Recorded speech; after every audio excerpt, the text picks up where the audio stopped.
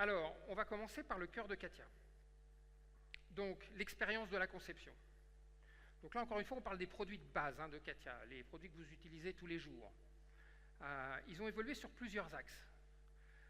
Le premier axe d'évolution, c'est l'interface utilisateur, la productivité, la fluidité dans l'interface utilisateur. Ce que vous voyez ici, en fait, c'est la capacité de travailler dans l'ensemble de ces modules,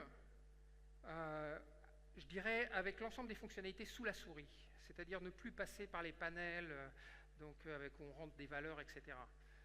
Les panels, c'est bien pour les utilisateurs débutants. Quand ils arrivent devant le truc, ils ne savent pas trop, ok, je veux faire un trou, qu'est-ce que je fais, qu'est-ce que je dois rentrer.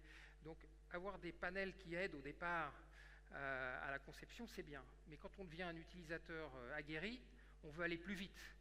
Ce que permet l'interface utilisateur de Katia 3D Experience, c'est effectivement pour les utilisateurs qui travaillent rapidement, de travailler beaucoup plus rapidement, en ayant tout sous la souris. Donc ça, c'est un premier point important, c'est l'évolution de l'interface utilisateur dans l'ensemble des produits. Le deuxième point important, c'est qu'on a essayé de limer tous les petits sujets qui étaient un petit peu mal faits, mal intégrés les uns aux autres dans Katia V5.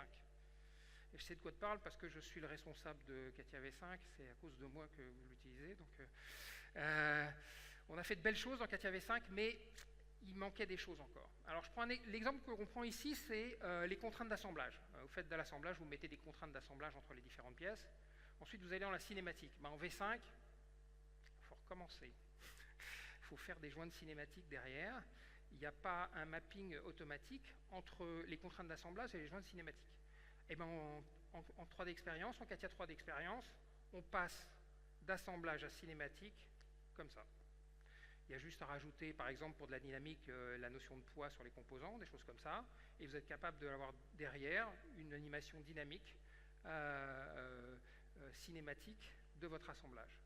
Ça, c'est des points importants. Et des points comme ça, il y en a une multitude dans Katia 3D Experience, qui fait que des choses qui vous prenaient du temps vont être réduites à zéro en passant sur Katia 3D Experience. Donc ça, c'est le deuxième axe. Le troisième axe, c'est les performances. Et ça aussi, c'est important. Alors Katia V5 était déjà pas mauvais, parce qu'on a quand même travaillé avec des gros clients qui montaient des avions et des voitures complètes dans Katia. Donc on est reconnu pour être capable de travailler sur des datas relativement importants, mais souvent dans ce qu'on appelle le visu mode, c'est-à-dire capable de ramener la visualisation. Et souvent, quand vous travaillez pour de vrai, vous ramenez un certain nombre d'éléments et puis vous allez vouloir commencer à travailler dans cet environnement. Et donc là, il faut transformer certains des éléments qui sont dans la session d'un mode de visualisation à un mode de design. C'est-à-dire qu'il faut être capable d'aller ramener plus d'informations. Comme on est sur une plateforme et sur une base de données, on a la granularité des objets à un niveau beaucoup plus fin. Et on est capable de charger, décharger en mémoire des éléments en fonction de ce qu'on a besoin. Et donc vous êtes capable de faire, dans cet environnement 3D Experience, de travailler sur des gros volumes de données, plusieurs centaines de milliers de pièces, vous êtes capable de travailler en contexte et en design en contexte dans cet environnement. Et ce que vous voyez en plus, c'est que vous êtes capable de le faire en réalité virtuelle, c'est-à-dire avec un environnement de travail qui a complètement changé. Alors vous allez peut-être me dire, moi je m'en fous de voir les pièces en rendering.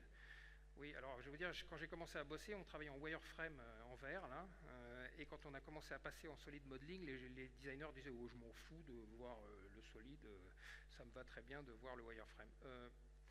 On s'habitue très vite à travailler dans un environnement qui est de plus en plus propre et de plus en plus beau, parce que c'est aussi sympa, il faut le dire.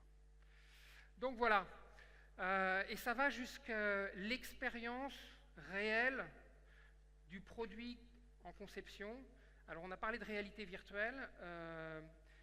En Katia 3D Experience, on est connecté avec des devices tels que HTC Vibes.